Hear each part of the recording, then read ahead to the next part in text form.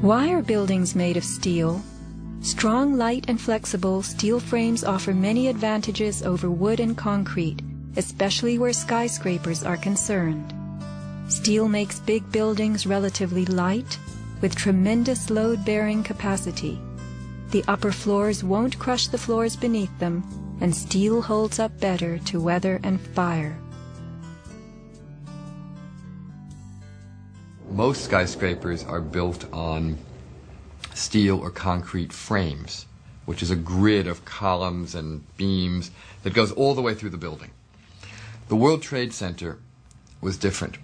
It was what engineers call a tube structure. It was a very, very strong mesh of steel that surrounded the exterior. Inside there was the core, a rectangle of 47 columns made of 4-inch thick steel at the base, thinning with increasing height. The cores combined might with ingenuity, anchoring the towers and allowing them to flex. Look at the size of this steel. Solid, prefabricated floor assemblies, welded metal floor pans placed on top of trusses both welded and bolted to the vertical frames.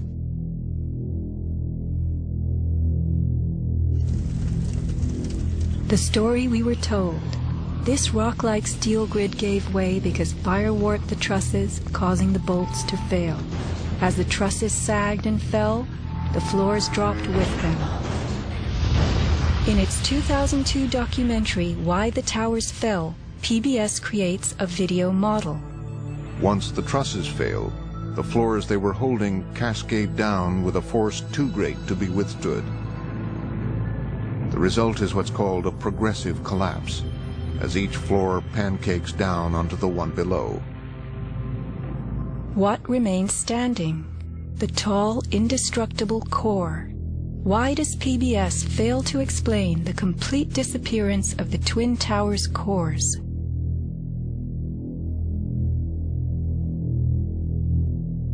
The official story's central thesis is based on heat, temperatures high enough to weaken steel. But people in the towers did not report such heat. Think about it. Neither steel, concrete, nor glass can burn. So what in those buildings could have burned to make such heat? How do these firefighters describe the collapse of the North Tower? We started running, floor by floor, it started popping out. It was if they had detonated. Yeah, as if they were planned to take down a building. Boom, boom, boom, boom, boom, boom, boom, boom. All the way down. I was watching it and running. And others give similar descriptions. At 10:30, I tried to leave the building, but as soon as I got outside, I heard a second explosion and another rumble and more smoke and more dust. And then a fire marshal came in and said we had to leave because if there was a third explosion, this building might not last. Like, it sounded like gunfire, you know, bang, bang, bang, bang, bang, and then all of a sudden, 3 big explosions. We started walking down the stairs. We made it to the 8th floor. Big explosion. Blew us back into the 8th floor. Do you know if it was an explosion or if it was a building collapse? To me, it sounded like an explosion, but it was a huge explosion. Chief Albert Turry told me that he was here after the events that took place this morning. He tried to get his men out as quickly as he could, but he said that there was another explosion which took place, and then an hour after there was another explosion in one of the towers here. So according to his theory, he thinks that there were actually devices that were planted in the building. Reports of bombs in the buildings, explosions. A CBS reporter to Dan Rather. But I was coming toward the World Trade Center looking for CBS crews and asked a firefighter if he saw any. All of a sudden, there was a roll, an explosion, and we could see coming at us a ball of flame stories high. Listen to the sound of a large explosion right before the South Tower begins to fall. This is as close as we can get to the base of the World Trade Center. You can see the firemen assembled here, the police officers everybody.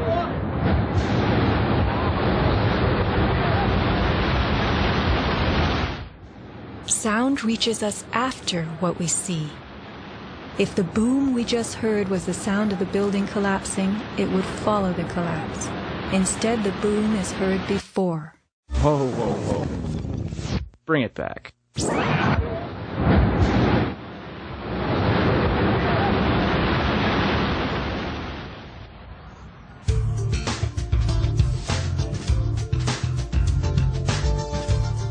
Let's consider the characteristics of steel.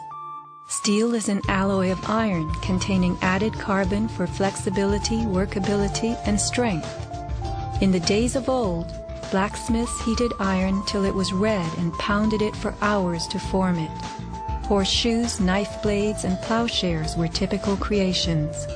Steel was introduced in the mid-1800s, and by the end of the century, with the advent of the blast furnace, found widespread commercial use. A blast furnace is known as a controlled environment. High temperatures are reached as oxygen is pumped into a closed space. How and when does steel melt? Steel melts at temperatures of 2750 degrees Fahrenheit and above, attained only in a blast furnace or when a powerful incendiary such as thermite is used. Steel or any substance that is burned will never become hotter than the temperature of the fire or heat applied to it.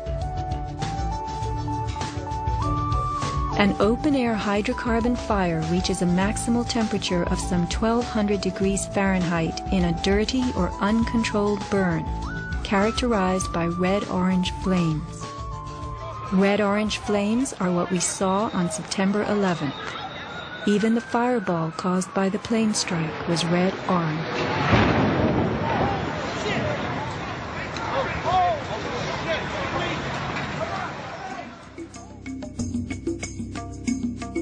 A controlled burn falls between a dirty burn like a fireplace and a controlled environment, the blast furnace.